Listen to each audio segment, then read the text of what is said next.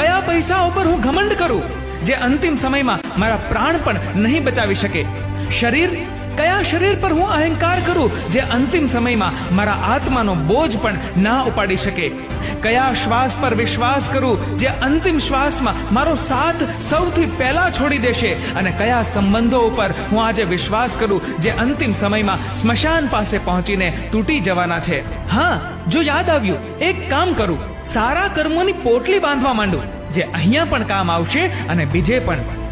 ખૂબ સાદગી જોઈએ સંબંધોને નિભાવવા માટે.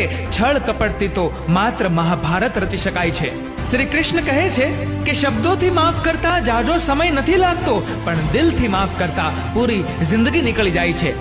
જિંદગીના આ કુરુક્ષેત્રમાં પોતે જ કૃષ્ણ અને પોતે જ અર્જુન બનવું પડે છે. રોજ પોતાના જ સારથી બનીને જીવનની આ મહાભારત લડવી પડે છે.